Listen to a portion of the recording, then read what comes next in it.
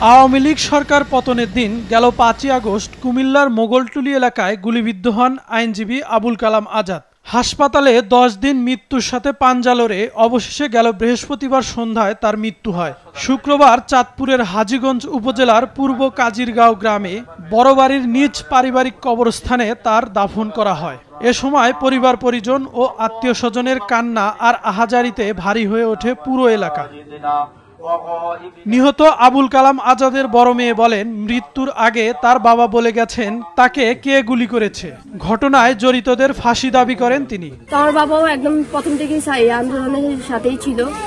পরে যখন দেশ স্বাধীন হইল, বিজয় মিছিলে গেল। ওরা বিজয় মিছিল শেষে লয়াররা জাজ, যে ডিস্ট্রিক্ট জাজ আছে, ওনার সাথে দেখা করে চা খেতে যাচ্ছিল। তো তখনই যে আওয়ামী লীগের কাউন্সিলর আছে রায়হান এবং তার গ্যাং, ওর দুই সাইড থেকে আমাদের ওখানে যারা আছে তাদেরকে অ্যাটাক করে। তো আমার বাবা ছেলেবেলে আস্তে আস্তে দেখে একটু সাইড হয়ে গেছিল, কিন্তু আমার বাবা জানতো না যে পিছনে রায়হান দাঁড়ায় ছিল। রায়হান পিছন থেকে মেরুদণ্ডের মধ্যে গুলি করে দেয়, ওখানে লুটে পড়ে।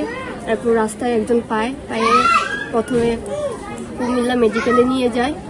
ওখান থেকে পরে আমাদেরকে ফোন করা হয়। পরে আমরা বিভিন্ন হসপিটালে নেই, সব হসপিটাল অফ ছিল ওই দিন ঢাকার। ইবনে সিনাতে নেই, ইবনে সিনায় পুলিশ কেস দেখে ওরা আমার বাবাকে রাখে নাই। শেষ পর্যন্ত পপুলারে বলছে নিয়ে আসেন, নিয়ে গেছি। ওখানে এতদিন ট্রিটমেন্ট চলছিল। যেহেতু ভিতরে বুলেটগুলো একদম ভিতরে ছড়াই গেছে, একদম ধরেন ৩-৪ ইঞ্চ থেকে দূর থেকে গুলিটা করছে, একদম ভিতরে ছড়াই গেছে বুলেটগুলা। যখন ভিতরে কিডনি, ফুসফুস, লিভার সব একদম ড্যামেজ হয়ে গেছে। তো এতদিন যাও একটু আশা ছিল, কিন্তু সে ওই যে ভিতরে বুলেটগুলো ছিল এগুলোর কারণে স্ট্রোক করছে, যখন পুরো ব্রেইনে রক্তক্ষরণ হয়েছে, আর ওইটার কারণে মারা গেল।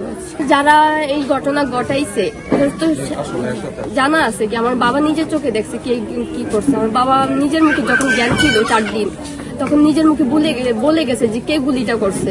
তো আমরা তো জানি কে গুলিটা করছে। আমি চাই শুধু যে গুলি করছে বা যারা এর সাথে জড়িত ছিল সবার শাস্তি হোক, ফাঁসি চাই। আমি আমাদের কেতিম করে দিয়ে গেছে, ফাঁসি চাই। আমি বেশি কিছু চাই না। শুক্রবার বিকেলে কুমিল্লা আইনজীবী সমিতির সাবেক সভাপতি অ্যাডভোকেট শরীফুল ইসলাম সহ আইনজীবীরা নিহতের বাড়ি যেয়ে পরিবারের পাশে থাকার কথা জানান। আজাদের মৃত্যুর ঘটনায় এরই মধ্যে হত্যা মামলা করা হয়েছে। এদিকে বৈষম্যবিরোধী ছাত্র আন্দোলনের নেতারাও নিহতের পরিবারের পাশে থাকার পাশাপাশি তার মেয়ের চাকরির ব্যবস্থা করার আশ্বাস দিয়েছেন। মাছরাঙ্গা নিউজ ডেস্ক।